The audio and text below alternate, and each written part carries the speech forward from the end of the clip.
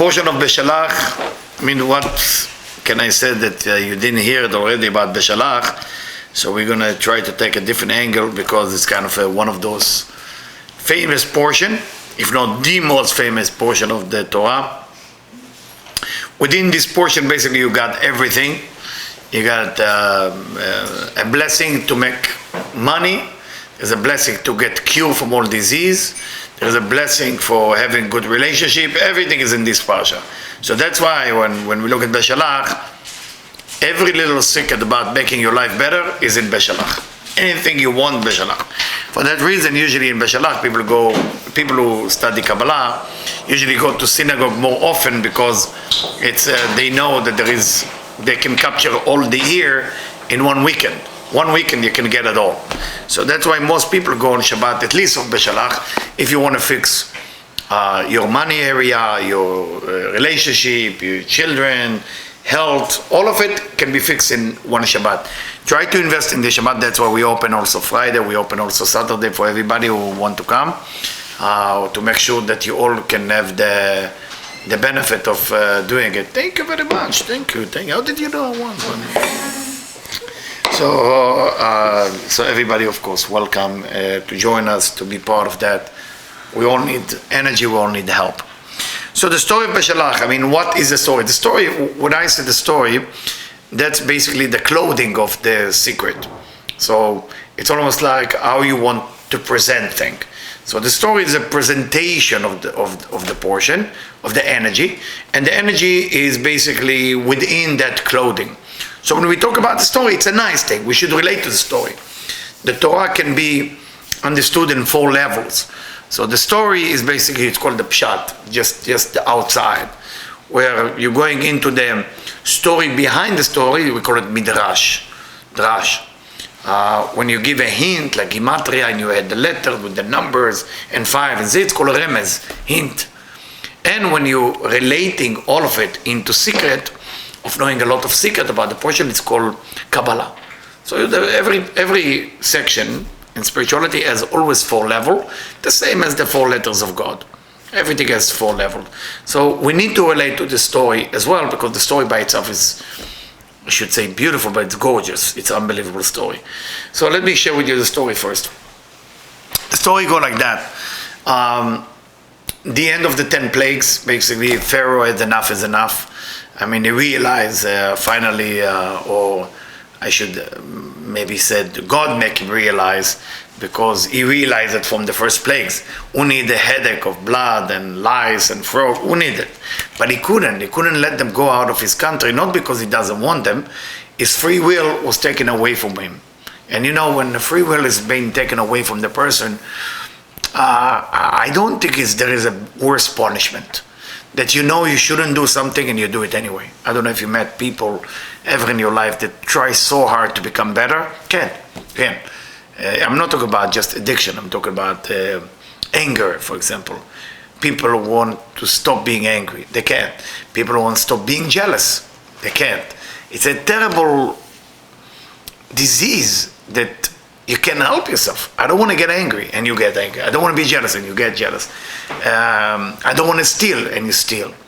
So can you imagine the feeling of Pharaoh being in his own country, being bothered by those slaves and their God and Moses, and he wanted them to leave, and God makes sure that he wants to leave, and God makes sure that he will not be able to let them go. That's a tough punishment. The question, of course, that we need to raise and ask, and that's come the secret now, Kabbalah, is why? What kind of punishment is this? What is this? Well, God have nothing else to do, just capture a guy and say, let's take advantage of this guy and crush his bones. Every 3 weeks, you have a different plagues. So try to imagine the terrible thing. I mean, if you think about it, the last 3 plagues that we discussed was Arbe, the grasshopper, not the grasshopper, the locust, then the night, the dark, and then the Makat Bechorot, the killing of the firstborn. When was the locust came and eat all the trees? Tu B'Shvat. That's why we celebrate the trees on Tu B'Shvat, right? On Saturday night, we're going to celebrate Tu B'Shvat. You know what Tu B'Shvat, right? When we eat new fruit and all this and that. when was the dark plagues took place? Because every 3 weeks, you have 1 week of the plague, 3 weeks break. 1 week, so it's go to Bishvat, if you take 1 week of the plague, 3 weeks after, what happened 1 month after? Purim. Right? What happened in Purim? Dark. What is the connection to the dark? Is there, it's saying about Purim, ליהודים הייתה אורה ושמחה.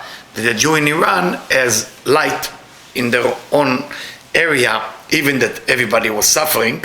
The people in Hamadan in Iran was actually celebrating, and they use the word light, the same light that they talk about in the plagues of darkness.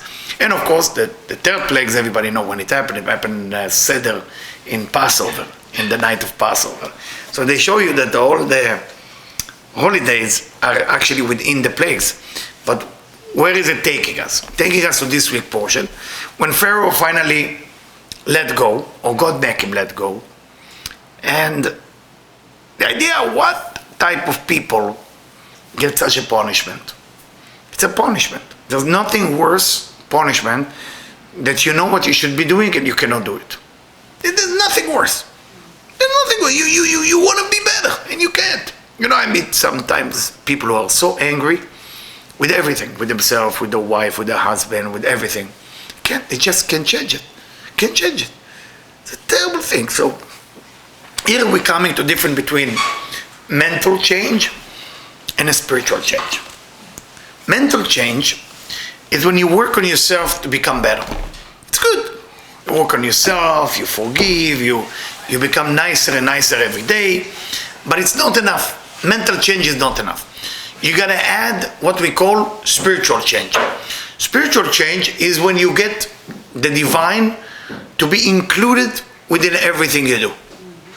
And that's difficult. You want to eat, before you eat you stop, say, divine, can you be part of my food? You want to dance, divine, be plus part of my dance. Because we know dance in Hebrew is ben machol. Machol comes from the word bechilat avonot, removal of all sin. For that reason, all the Kabbalists used to dance before everything. Because the dancing itself, removing all negativity. When you dance once, we learn how to dance. So the whole idea of Pharaoh, the poor guy, is that Pharaoh doesn't represent Pharaoh as the king of Egypt. He's actually the snake. Remember the snake from Adam and Eve? That's him. So he's come in the shape of a king. As he comes in the shape of a king, Deb, can we lower the heat? My brain only concentrates when I'm cold. I don't know. I can understand why in a cold country they say smarter people. Is it true? I don't know. That's why in Israel everybody is stupid, no? Or the opposite, no? How is it working? I'm Israeli. So anyway, talking about Pharaoh was the actual snake. So what was the purpose of all those 10 plagues? What is this? I don't know if you know organization by the name of Chabad, wonderful collection of books, but not necessarily they always study it. I always force the people who study in Chabad to, why don't you look at your own books, you know? I had the privilege this weekend to spend time with them, to do Shabbat with them. So they asked me, that you are studying Kabbalah? I said, do you mind to show us what our teacher meant when he wrote it? So of course, let me see what he wrote. So I sat with them and I showed them. I said, it was so fascinating. So you guys have all of it in your domain? So yeah, we didn't fully understand that because we don't study Kabbalah. So this is unbelievable stuff. It's all from the Zohar. And their Rebbe said, the whole purpose of Egypt was not to get out of Egypt. God can do it in a second. Was to actually to break Pharaoh. The purpose was to crush that force of the snake, that force of the king of Egypt called Pharaoh. We need to understand what does that mean for us. Because this week parasha, this week portion, we're getting out of Egypt. We're saying bye-bye Pharaoh. And we are busy saying in this week portion, and it sounds a little bit evil. Vayar Israel et Mitzrayim met al sfatayam. The whole nation of Israel saw the minister, the god of Egypt, saw the Pharaoh, saw everything die in the middle of the Red Sea. What does that mean? Tell us again that it's actually from a section in the Zohar that explained by the head of the Chabad rabbi, who no longer with us. Okay, And unfortunately, a lot of people don't study Kabbalah, have in their domain thousands of books that so much value. When I read it, I had nothing to do with Shabbat. So, wow, you got here and you didn't share. Say, well, we didn't fully understand that. So you should share it. This is good stuff. What does it mean for us? A lot of time, we are busy revealing something new or something good. Everybody is into, what's exciting people now? A startup company. Everybody, you tell them startup, even if it's bad. Oh my God, startup. Yeah, I mean, it sounds cool. It's something the startup, one of 1,000 work. The 999 is just noise, too much noise. Only the 991, and it's almost like a sperm cell. You ever look at the sperm cell? 999 soldiers come with a sperm cell and one make it to a baby. The rest, what happened to them? Well, they're cheerleader. That's it. Okay? The same thing with a startup. I'm sorry to talk like this, but to have really an understanding of what is that thing. Everybody want something new. It's tremendous. How does that relate to the Pharaoh? We have to destroy negativity to reveal what is already there. That's the revelation. So when we read this week portion, that we saw the Egypt is gone on the Red Sea, they don't use the word Red Sea because the original name for red was the Sea of Reeds. Reeds in the old language of English being those bamboo bushes or bamboo trees. Reeds, the Sea of Reeds, they changed it to red. Those of you who've been in a lot, the sea is blue. I'm sorry for the disappointment. Don't red. I know you want to find the reflection of the mountain and the red. No, blue, all the way blue. Get used to it. Blue, not red. There's no Red Sea. So why they call it the Red Sea? Sea of Reeds. If they translate it from Yam Suf, Suf mean reeds. Suf mean reeds. But also Suf comes with Sof, like En Sof, the end. When you're coming to an end in your life, when you're coming into a situation where it's really bad, you can either reveal positivity, which is the easy way, or here, the Israelite getting a command by God, you have to destroy negativity. This week, if you want to get into who you are, what you're meant to be doing in this life, you got to look into that force that's blocking you. If you think you're blocking yourself or your ego blocking you, it's too much ego to say that you have ego. Do you understand what I just say? When you say, I think my ego is too big, well, why are you saying that? Don't you think it's an ego to say it? I have too much ego. That's ego saying it. Don't say it. If you have too much ego, just shut up and say nothing about your ego. Why you have to say, I have ego? Oh my God, I'm working on my ego. Don't you think it's an ego? That's already ego. I'm working on my ego. Okay? Ego. I'm working on my ego. I think I'm too selfish. Ego. What the Ari said, shut up. Ari simply, shtika. He didn't say quiet. Ari goes sheket. No, shut up. Very simple way to be spiritual. Ari say, if you want to start spirituality, lishtok. Shtok means to shut up. He doesn't say to be a little quiet, speak that. Shut up. Everything's going to be okay. So, when we talk about Pharaoh is a force. It's a snake within us that we have to find, take a hammer and start to destroy it. That's what we're doing this weekend. That's what we're doing this Shabbat. We gotta work on that. I'm not telling you it's going to be easy because, as I say, startup company is much better than destroying what the negative thing we're familiar with.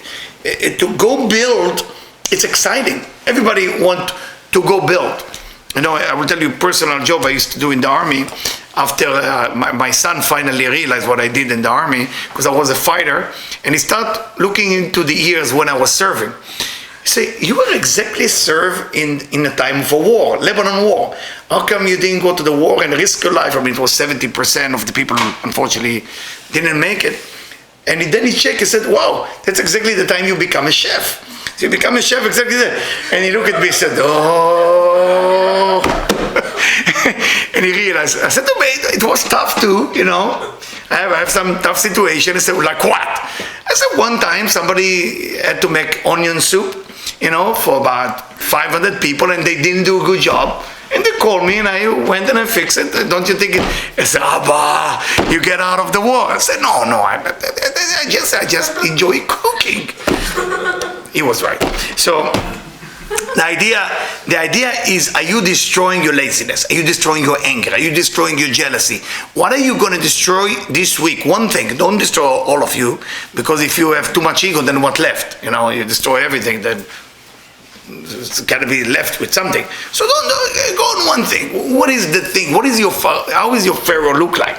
So when you are crushing it, you know, and you leave it on the Red Sea, you're no longer going to see it. It's very easy to get people out of Egypt. It's very easy to get people out of Pharaoh or bad habit. But unfortunately, in the mind of a person, it's still rolling. The negativity is still happening. You know, if you couldn't forgive someone, you take it for 30 years, 25 years, something like that. Can you imagine? 25 years you can think about one person that you couldn't stand. 25 years. Don't you think it's a long time? I don't think they think about you that long, the people you can forgive. So why? Why you do that to yourself? Life is beautiful. Move on. Enjoy flower, roses. Yeah, they crush you. They cheat you. They took advantage of you. They are the worst people ever. Yes, Pharaoh. Worse than Pharaoh, 400 years of exile and slavery and everything. So what is the Israelite mission in this week of portion? You gotta let them go. So the let go of that negative thing cannot be just by destroying Pharaoh with plagues. You have to let go. That's what we're doing in this parasha. You totally get rid of it. And when you do that, then you have something that's called the splitting of the Red Sea. The splitting of the Red Sea. What is the splitting? They use the word splitting, like splitting of the atoms cell. What is splitting? Because if you think about it, those of you familiar with the 72 name of God, I'm not going to repeat it now, but there is name of God that's coming from 3 verses, basically, in 19, 20, and 21, in chapter 14. And in those 3 verses, each one of them has 72 letters. Together you have 72 name of God. Each letter is actually ruled by one angel. And through those names that some say it was written on the staff of Moses, some say Moses say them, different opinion, it doesn't really matter. We are able to split the physical matter, which happened to be the Red Sea. And through that, the Egyptian chasing the Israelite going through the Red Sea, and when the Egyptians come in, the Red Sea closes them and everybody died. The one spot that saved everybody, same spot killed the wrong people. It's almost seems like impossible, because usually the universe is not operate like this. The universe operates in mercy or in judgment. So the miracle was not actually splitting of the Red Sea. Not the miracle. God can do anything better than that. The miracle was that it was a mix of judgment and mercy in the same spot. It's usually not going to happen. The idea here now, when we talk about the 72 name, when we talk about the splitting of the Red Sea, when we talk about everything that we talk about this week portion, is the idea that each and every one of us have to ask ourselves, you know, once you get rid of that Pharaoh, once you get rid of that force and crush it, what do you do about your life next? What is the opening you're looking for? The Red Sea is an opening. Think about an opening. Now you can talk about startup. But first you got to destroy, because if you don't destroy the Pharaoh in you, in the next job you're going to have, the same Pharaoh was waiting for you there. If you didn't get, let's say, people who are lazy or selfish, you know, Debbie and me one time flew to Israel, and we flew with a lady from Boca Raton and her husband. I didn't know that that's her husband.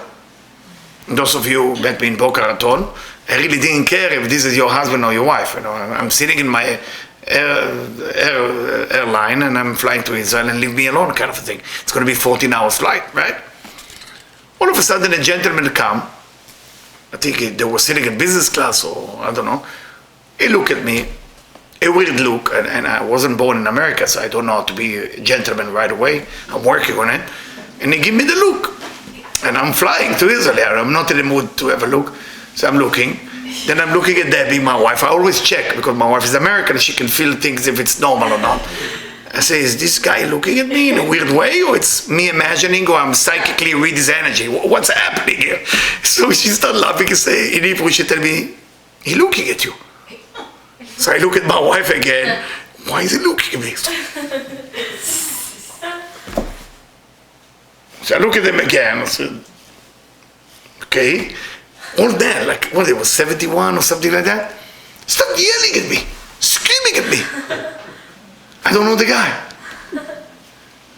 I said, excuse me, we're about to fly. Can you go back to wherever you come from? So, he keep telling me things, I have no idea who he is. That's the funny part. So he's the husband of that lady that I know, but I didn't know he's the husband of that lady that I know. I know the lady, I don't know the husband. I don't know what he's doing on the flight. This is a spiritual trip going to Israel to meditate. Who are you? Like, who invite you to the party, you know? And then he started blaming me that his wife is too spiritual. She used to be much nicer. She was a great slave before she met me. Now the whole airplane listened to it. What have you done to her? She served me. She washed my food, and she cleaned between the toes. You have no idea the description. And she served me food. I find myself now making my own food. I find myself making my own thing. I find myself making this. I said, Debbie, wow, my God, am I supposed to deal with it now the entire trip? This is what I'm having. So we don't know. We'll see where it's going. Somehow he didn't feel well. Unfortunately, may God rest his soul. He didn't feel well. He went back to Florida and then he passed away. And I felt bad because I never get to know the guy. All what I know that he didn't like me without even knowing me. And he's gone. And she become happy. So that make me happy. The wife actually become happy. You remember that? She become somebody I don't even know because she was always quiet and depressed. When he died, you know, she was dancing and she has a lot of issue health-wise. And she was like so happy.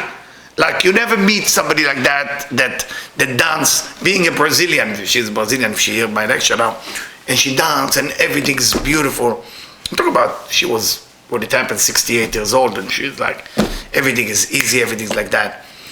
And why am I sharing this with you? He couldn't change. He couldn't. He couldn't leave his own Pharaoh and crush it. He couldn't. He tried always to create an opening of a Red Sea for his own good.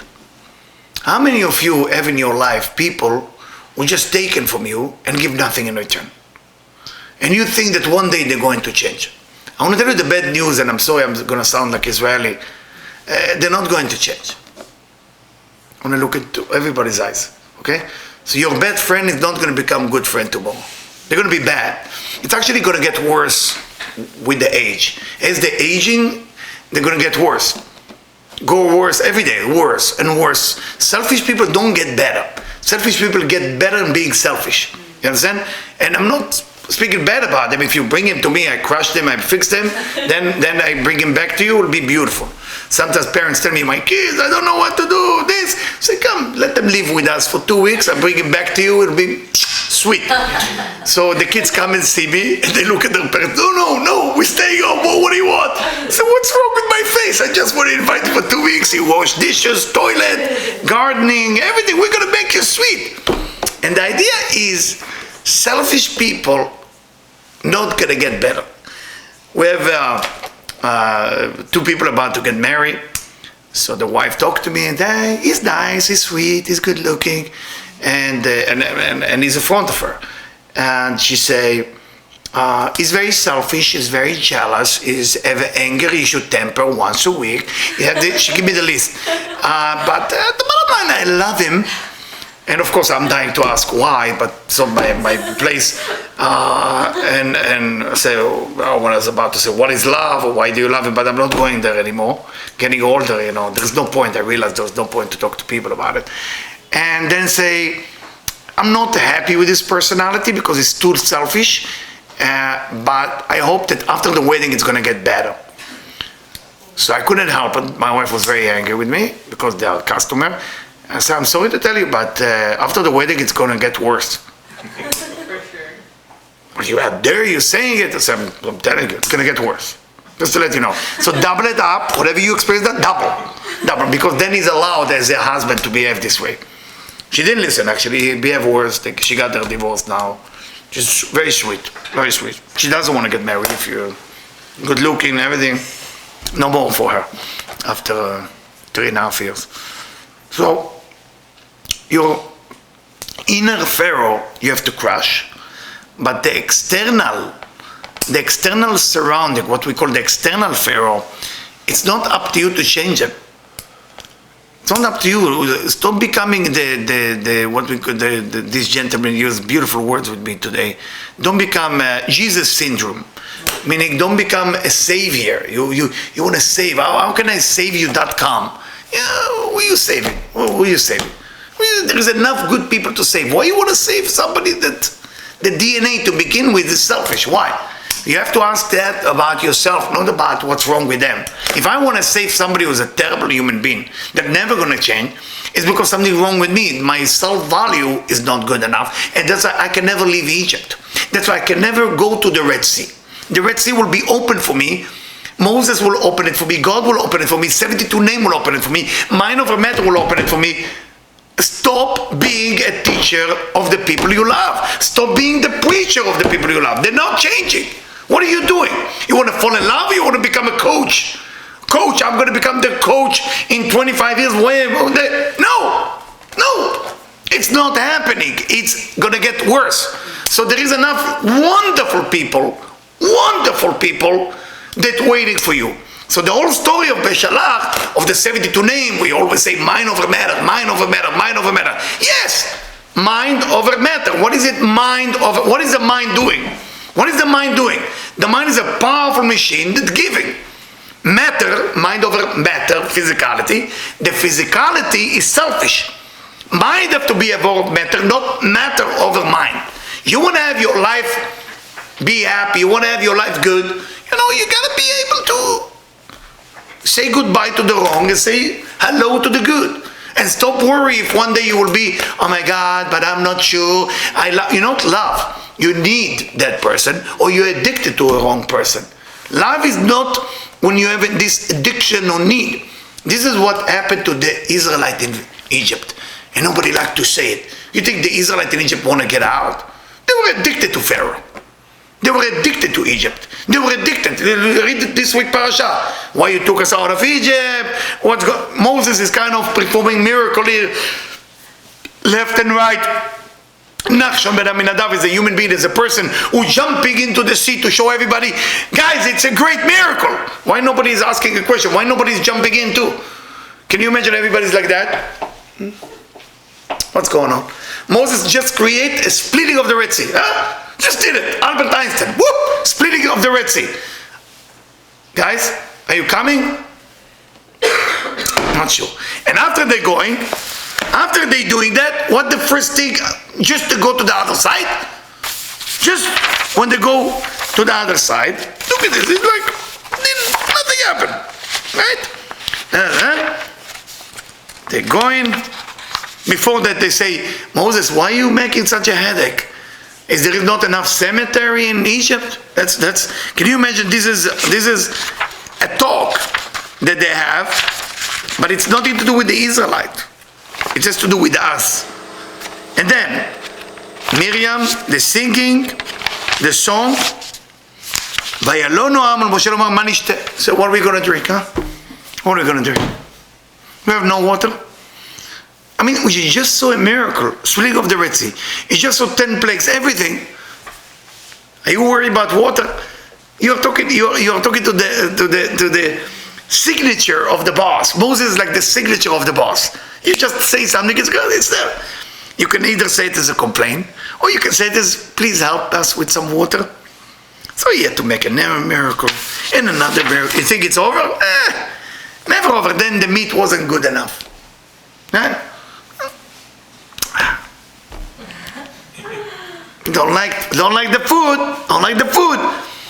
What is that telling you? What is that telling you? Many times you're crushing your Pharaoh. Okay. Then you're getting out of Egypt. When you're getting out of Egypt, who you want to be with. Don't be afraid. And I'm going to tell you something that might upset you if you're older than 25. You have a certain amount of time in this life. I'm sorry to mention that, but there is a clock going on. There is a time. And at that time, between 8 to until under 90, you got to do the best out of it. I'm not asking you to be selfish and not volunteers and donate and help. Do that. But the companion, the person next to you, has to think about you, and you have to think about them. Not in words, guy. I know in America the words is a big deal. In Israel, words mean that much, zero. Nobody even listen to your words. They act, talk. People can fight, and if you ask them for favor at 2 a.m., they will be in your house at 2 a.m. and help you. That's Israeli. That's how it works. But if you expect them to say, thank you, I'm sorry, they have no idea what you're talking about. If you say, I'm sorry to somebody in Israel, or thank you, what do you want? Nothing. I just say, try to be nice. To be nice in Israel is to make an action. I'm not saying that's better or that's worse. I'm not here to educate you how to behave. But in life, when you're getting out of Egypt, choose a partner. Please, this week, choose a partner. Who is your friend? Your friend have to care about you. Have to care. It doesn't mean they have to agree with you, but they have to care about you. You gotta start seeing that people care about you. I'm not saying just you have to care about them. You have to care about this is companion. This is how community is being built. You cannot be all day long I'm giving and I'm getting nothing in return. Okay? And giving has to have 3 levels. One in the mind, one is the words, and one is an action. The mind is what they think about you. This you're never gonna know. Words have to be words of kindness and good and warm words and compliment. You're never gonna know if they lie or tell the truth. It's another problem. And then come the action. And you're never gonna know if they manipulate you or give you for real. Okay? You're never gonna know. But, positive words, positive action, it's not so bad. Not so bad. You should not expect them. But those of you, I don't know how many of you have true friend, at least one friend. They say in the Mishnah, if you have one good friend, you achieve what you came here to do. Only one. If you have one good friend, you did your job in this life. One good friend, it doesn't sound like a big deal. It is a very big deal. I hear sometimes people say, I have like 20 best friends. I'm getting jealous, not in a bad way jealous, like, how do you do 20 best friends? How do you do? How do you do? How do you achieve 20? 20 is a lot. On my Facebook page, I have 5,000 friends. I don't know them, but they're there. They happen to be there. Thank God to my daughter who woke me up. He said, do you even know the people you have on Facebook or Instagram? She always asks, she's Taurus, so she always asks those questions that leave you with, no. So what is this? So I don't know. I'm supposed to clean. I don't know. I said yes to everybody, so that I would end up with confirm, right? Tick, tick, tick. How can I insult them? It's embarrassing. And in the end, who are they? I said, I don't know. It looked nice, And the idea is, my friend, we gotta get friends. We gotta get people who care for you, and you have to people you care for them. Take both ways. When you do that, then there is 3 things that are like splitting of the Red Sea. Splitting of the Red Sea, money, and relationship. 3 things that are, they say like this, money and relationship, love relationship, are a stuff to God as splitting of the Red Sea. Why they mention splitting of the Red Sea? And they write like this, because in both area, money and relationship, you have to mix mercy and judgment in the same time. One person lose, one person gain. When somebody make $1 million, another person have to lose $1 million. Yeah, that's how it works. You can win all the time. You lose, the other one gain. In love, sometimes you have to let go of your sandwich. The person you love will eat the sandwich. And that's how it works. So for that reason, splitting of the Red Sea related to money and related to relationship. For that reason, whoever read in Beshalach is opening the Red Sea. Another thing about the Red Sea that the Zohar mentioned, and the Ari mentioned it as well, is what exactly happening at that section when Moses prayed to God. Moses prayed to God. God is answered to Moses. Why are you screaming to me, yelling to me, or praying to me? Because the word titzak means praying. The Onkelos, who translate the Torah into Aramaic, he said that titzak means itpalel, meaning to pray. So when God said to Moses, why are you praying to me? To me, the word to me, is basically a code. It's a code that in Kabbalah called Ze'er Anpin, or those of you familiar with the name of God, Yud Kevavke, or Tetragrammaton. God is saying to Moses, if you're going to pray the regular prayer to Yud Kevavke, Tetragrammaton, I will tell you the truth, you cannot have a breakthrough right now. Normally you pray to this name called Yud Kevavke, and a lot of people pray and they think just praying is kind of a cool thing, because a lot of people translate words from Hebrew into English, like God, and the Lord spoke to Moses. Kabbalah asks, which Lord? Is it Elohim?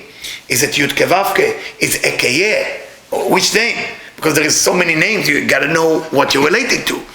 And for that reason, Matitzak Elai, God said to him, if you're going to pray to Elai, which means to me, it's Yud Kevavke, it's not going to work. So, who should I pray to? So God answered Moses, Be'atika Talia Milta. Be'atika, it's Aramit. It's not Hebrew. Be'atika, in Atika, which means in Keter, the highest level. Talia Milta. The words you're going to pray are depending on that level if you want to create miracle. If you want to create a normal miracle that will not help you right now, it's not going to do what you're asking me to do. If you want the relationship that you want, if you want the money that you want, if you want the health that you want, if you want whatever that you want, which is Be'atika Talia Milta, you got to do something. The question is what you got to do. What are you going to do to tap to Atika? Because Atika you can pray, the words will not reach to that level. And by the way, the secret of Be'atika Talia Milta,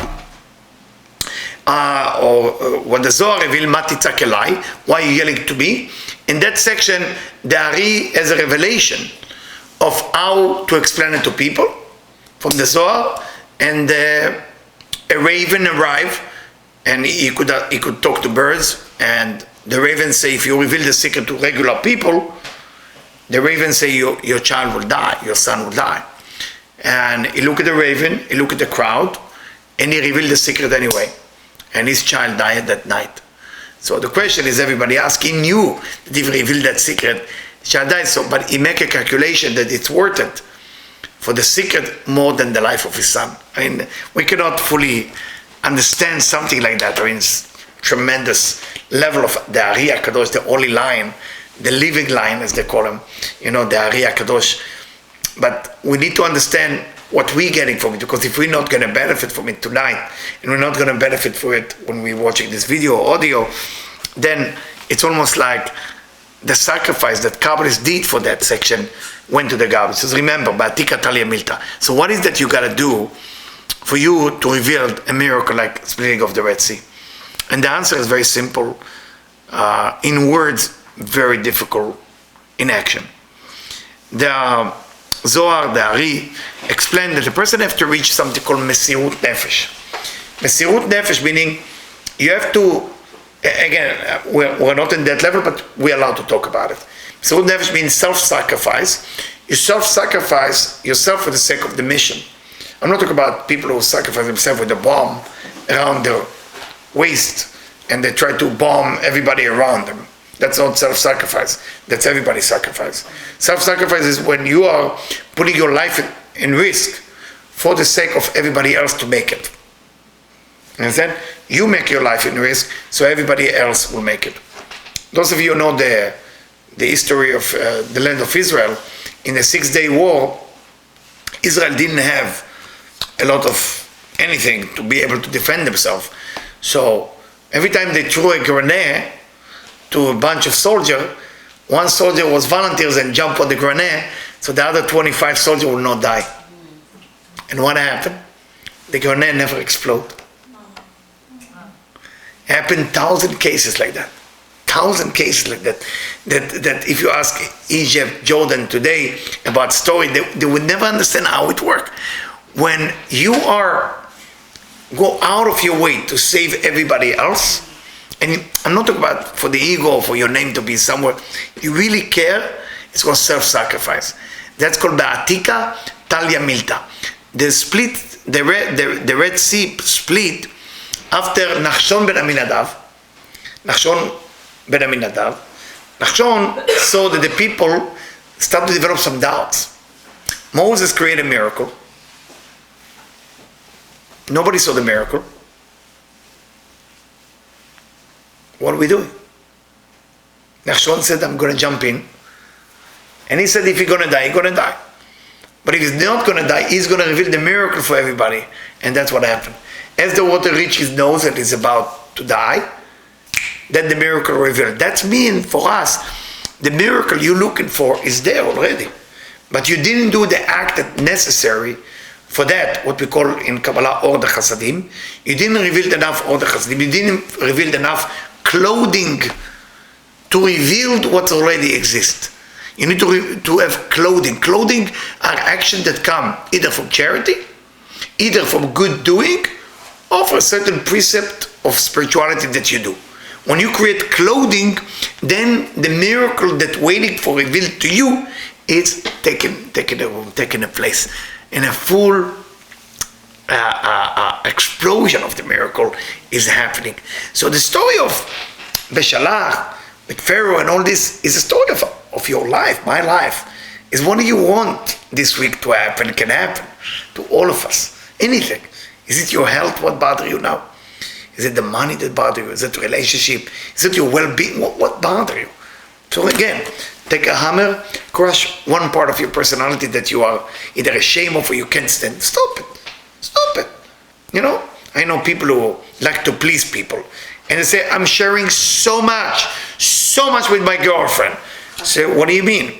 Eat coffee, tea, take a vacation.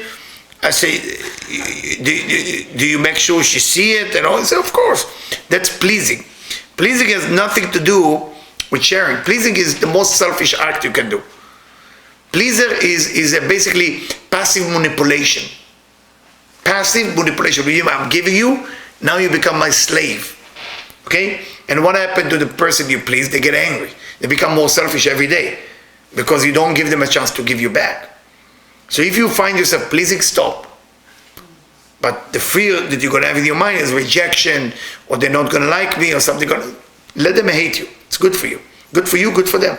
Stop doing. Do mistake. They ask you to bring you coffee, take the coffee, spill it on your pants, purposely.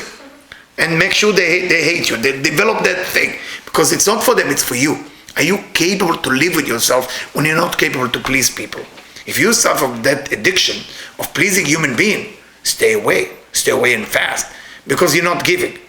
You're not giving. You are the most selfish human being that God created when you please people. So all the pleasers will think, oh, I'm sharing, not sharing. You're forcing that person to like you. Shame on you.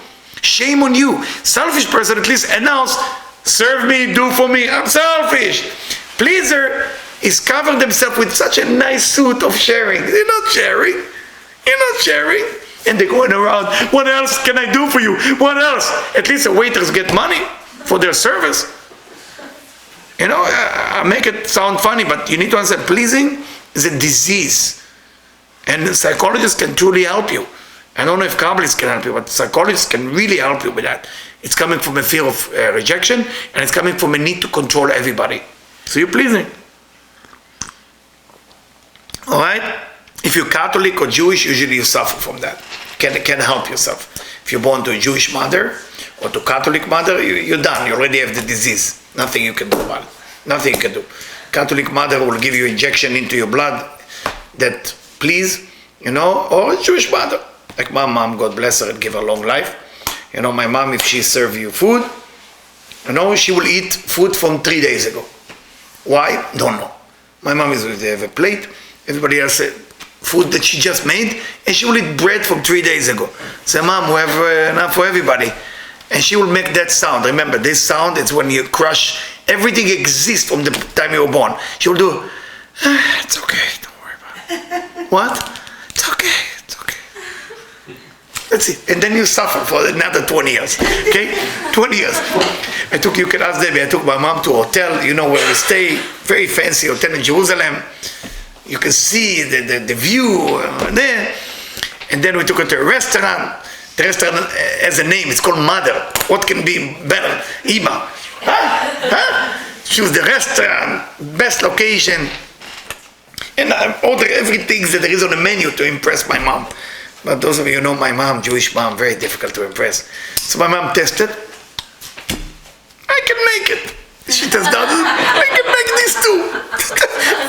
Whatever I do, I can never win. So, you know, but then I realized, I said, you know, Eliyahu, maybe you try to please your mom. You don't try to share with your mom. Maybe it's in you already. You try to please. And I believe I have it in me that a lot of time I find myself pleasing people instead of sharing with people. And that's why from time to time, those of you who know me, you see that I change, I stop.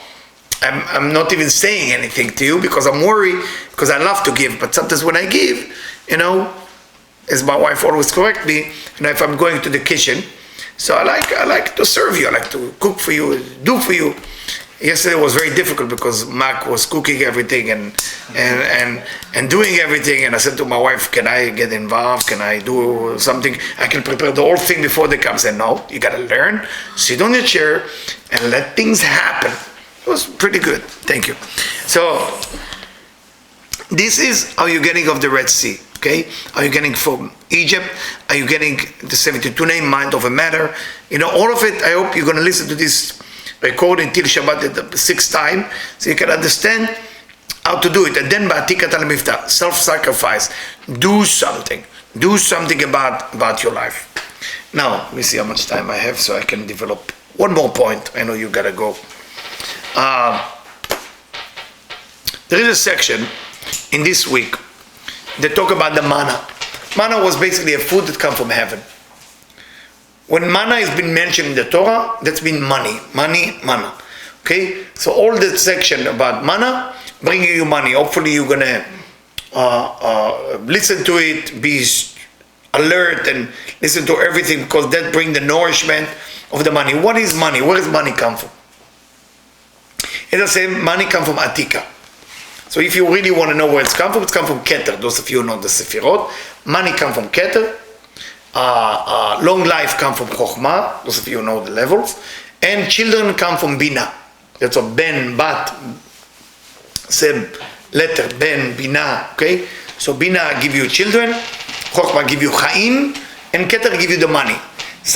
We should think that money should be a little bit lower somewhere there. They put the money in Keter. Keter is a high level. From what is it doing up there? What is it doing up there? Is to show you that when you're struggling with money or when you make money, there is agreement in Keter, either because of this lifetime or last lifetime, that you will be rich, or you will be a billionaire, or you will be a poor. Every person, according to them. Money is not to take for granted. Money is coming directly from Keter. When it's saying that the manna comes from heaven, like the money comes from heaven, meaning from Keter, we're not only talking about that food that came from heaven. We talk about food is one subject. The second subject is money. You have to look, if you want to have money and also without side effect, which means to enjoy it, you need to get into a place where you understand that money is a gift that comes from above. If you only think that because you work hard you're going to make more money, and you're making more money, that money will not bring you blessing because it's not involved of the divine of the creator within it. Everything has to be injection of the creator in it. In everything you do, you inject the creator. If you take the word Gola means exile, and you take the word Gehula meaning redemption, the only letter between exile and redemption is the letter Aleph. The letter Aleph, right, Rav Brandwein, is represent Alufo Shel Olam, the master, the creator. Well, the only difference between exile to redemption is if you injected God into the business. And I'm not talking about exile just of Egypt. Exile can be when you feel sad. That's when you exile. Exile means when you're confused. Exile. How do you inject God into the situation? It becomes a redemption. Every pain can become a redemption. Everything that bother you the most, if you say, whatever I'm going through right now, is exactly where God wants me to be in that moment. You just injected the Aleph to the Galut. And then Galut become Geula. Exile become redemption. If you're capable of doing that, right away your life starts changing. But if you're not, and you think it's a mistake, and it's a coincidence, then you're still in exile. You never left. You're still in exile. So for that reason, the end of this parasha end up with Amalek. Amalek is a nation of Amalek that say that we have to get rid. Amalek is not a nation, it's more a doubts. What is the doubts? The doubts that maybe the Creator is coincidentally put me in that situation. No. There's no mistake, guys. No mistake. Lots of time, if you see a doctor, if you see a business advisor, if you see somebody, sometimes you see them for them. Not for you. You see them for them. You see them for them. I always tell Debbie, when I go to doctor, when I go to a dentist, when I go to a place like this, I like also to enjoy, But I'm very unlucky with that when it comes to that. Let's say you go clean your teeth sometimes in a dentist, you do that, right? The thing and it's in my personality. Maybe it's the disease of pleasing. As I'm sitting there, I can't talk. I'm starting helping the lady who's doing it. How did I end up in this situation? And you have no idea how much I tried. You have no idea. And as about to leave, say the doctor want to see you. See me? I only come, but it's going to cost me, right? I only come for cleaning. Once the doctor want to see you, it's double. I don't want to see the doctor. I want to see this guy. And I'm out. That's cheaper. You want to see me? And the doctor invited me to his office. He's alone. He get a drink out. I said, "Oh, this is really going to be bad news for me. It's not looking good." She said, "Eliyahu, I have a little problem." I said, "Okay, well, what's going on?" "I want to talk to you about something. I want to open my heart. I'm going through something." I said, "Well, how did I end up in this situation? I'm not even dressed for the occasion. I came with the shirt and not nice, for a teacher." And sitting there for 1 hour. The cleaning took about 45 minutes or less, and 1 hour with the doctor. I find myself in a giving position. In one way, it's a giving position. But why am I, again, sharing this with you? The way the universe operates is whoever you meet, it's not only because they dare to help you. You meet some people that if you look that God is involved in everything, you always will be redeemed. So the people you meet, let's say you're desperate for help. I don't know how many of you ever end up in an emergency room. I did. It's not a great feeling. It's a terrible feeling. And when you're in an emergency room, how can you change? I always work on that. How can I change my mind that I don't need him and he needs me? It's a weird thing. I did it one time. I told you my blood pressure went so high that I couldn't feel my toes. It was a big problem. I was in danger. I listened to advice of a different doctor than my doctor. I shouldn't. But anyway, I end up there.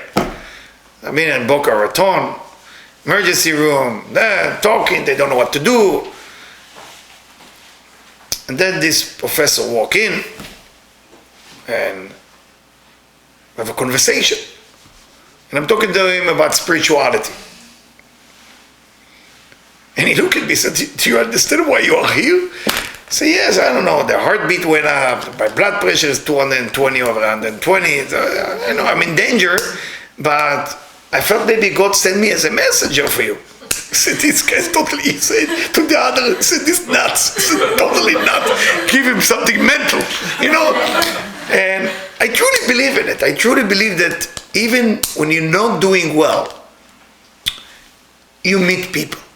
The manna that comes from heaven is that Aleph, is that God that you can inject to every area of life.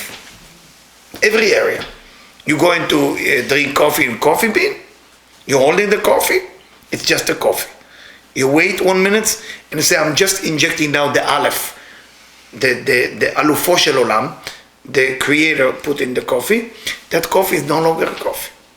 It's coffee that meant to be coming from God by going to different people to arrive to your hand.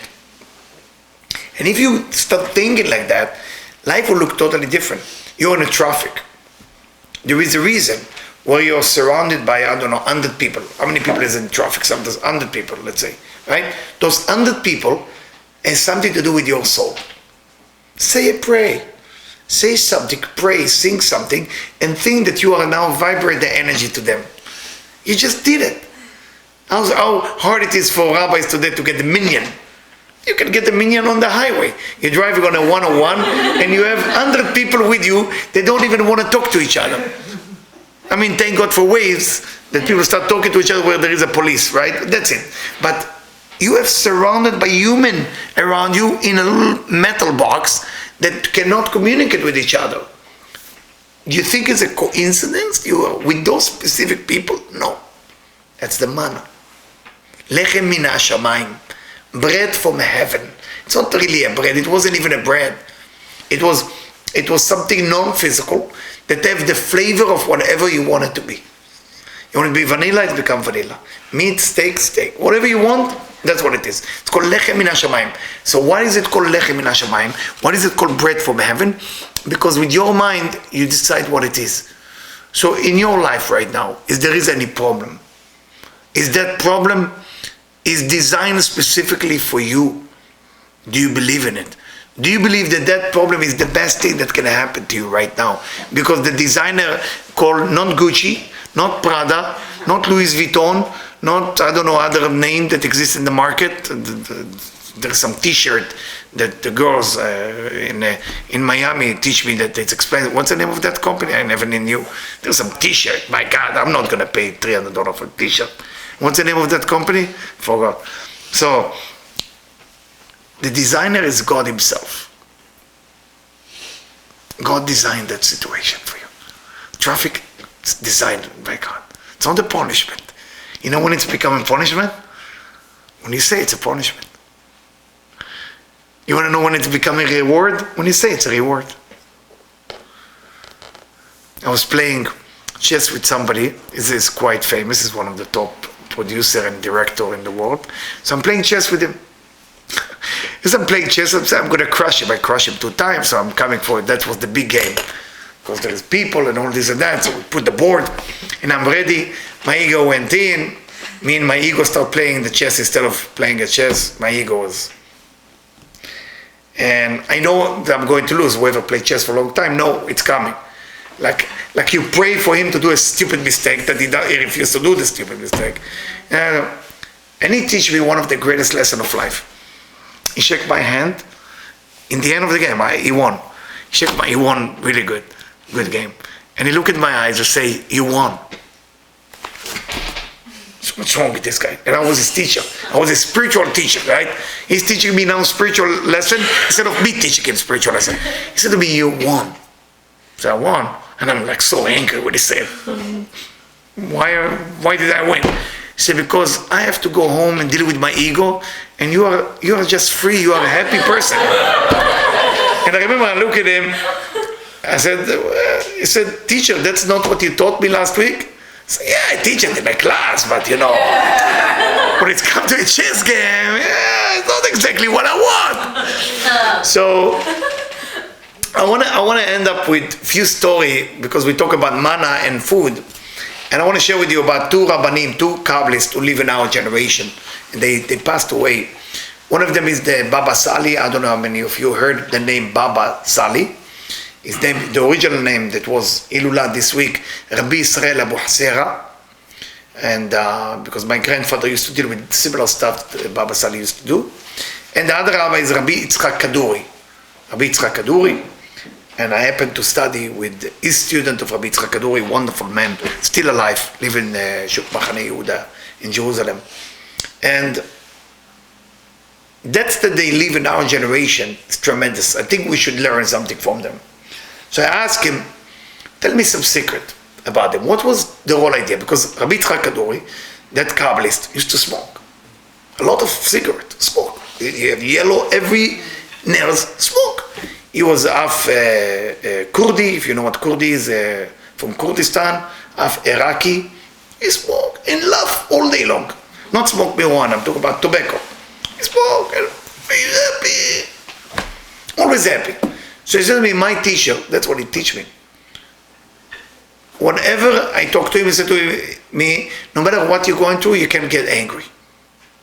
So no matter what, you can't get angry. Because that means that the designer named God did some mistake. So how can you get angry? Second thing he said, teach him about food. See, you teach him, talk about food. I say, yes, nutrition. Say you should always, and then I want to share this with you, you should always eat things which are softer. And let the mouth work hard, so your stomach will not work hard. It's, by the way, it's in the Zohar too. And he said the second good things about it is also you don't enjoy the food that much, so you're not addicted to physicality. And eat very little. Both of them never ate meat or chicken or even fish during the week, by the way. Not even fish. They eat a little bit on Shabbat. A little bit, very small portion. Don't follow me with that, okay? I have leftover for hamburger from yesterday, so I know what I'm eating for the whole week. Yeah. So, I'm talking about them, okay? One of the story about the Basali, of Israel Bukhara, because they spoke in Arabic. Mostly they spoke in Arabic. So, he was young, and they saw everybody read Zohar and Tikkunei Zohar and the Etz HaChaim Dari. And he was kind of, as young, he wanted to study with them, but there was all Kabbalists, top Kabbalists. And said, you can't belong in that group, this group is... He said, no, he said to his father, I want to be part. I want to be part. And don't forget, his grandfather is the famous guy. Rabbi Yaakov Abuchzera was buried still in Egypt. And the people who watch that place, kind of funny, Muslim watch the place, not Jewish. And the Muslim, every time they have problem with health or money or relationship, they go to the grave in Egypt to pray and miracle happen to them. The Muslim can tell you all story about Rabbi Yaakov, Abu Hatzera. Abu Hatzera mean Abu, mean the father, Hatzera meaning little carpet. Because he used to sit on the carpet and fly like that movie, Aladdin. So he was it. He was actually it. So his grandson is Rabbi Israel Abuchzera, the Baba Sali. Study with all these old people about Zohar, and he saw that they get excited in the morning because they study all night, and then in the morning, like Shavuot, they start dancing. And one of the rabbi was so excited, he stood on the table and he started dancing like that with the book of the Zohar and the Tikkunei Zohar, and he's so happy he studied. So the young kid, at that time he was 11 or 12, so that's how he was discovered. That he's dancing, he said, I want to dance with this Kabbalist, old man. So he also jumped on the table, he didn't know if it's allowed or not, and danced with the old man. And he saw the old man hardly can move, but he was so happy. And then he looked at the chandelier, right? You say chandelier, and he starts speaking to it in Arabic. He said to her, I can't say the words in Arabic, it doesn't sound so nice. He said, like, what's wrong with you? Don't you see this great Kabbalist dance? And I'm trying to make him happy, and I cannot.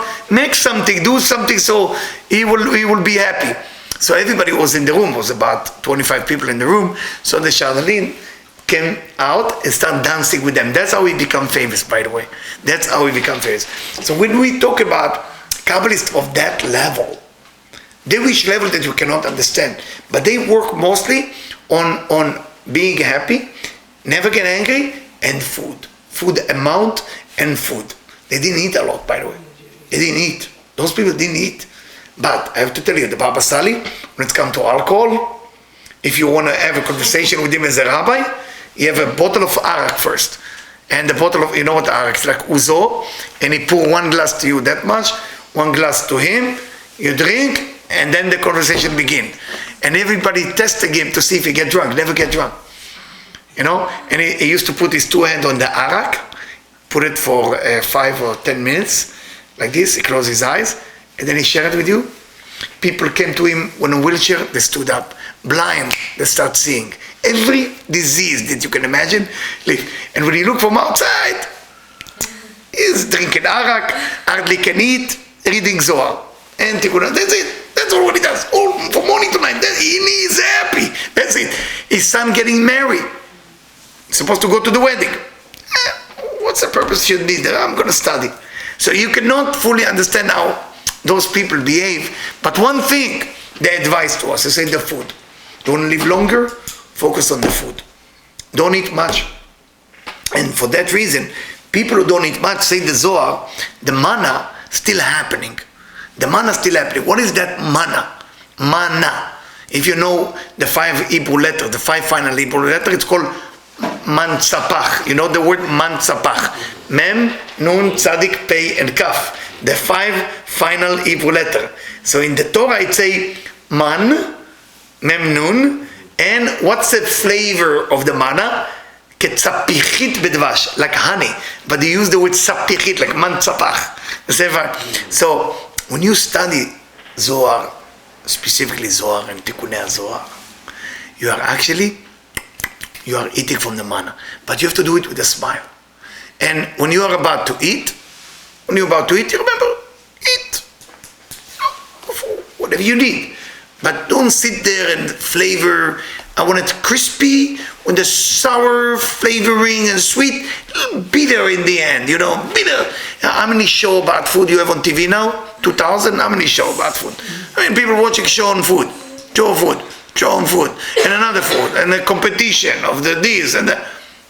We need to understand, we're getting out of Egypt this week. We're splitting the Red Sea. We're choosing good friend. We're making a miracle. Matitzak Elai, Ba'atika Talia Milta, self-sacrifice. And then the manna coming, the food coming. By reading, you have the right food into your life. This week can fix every single problem of your life.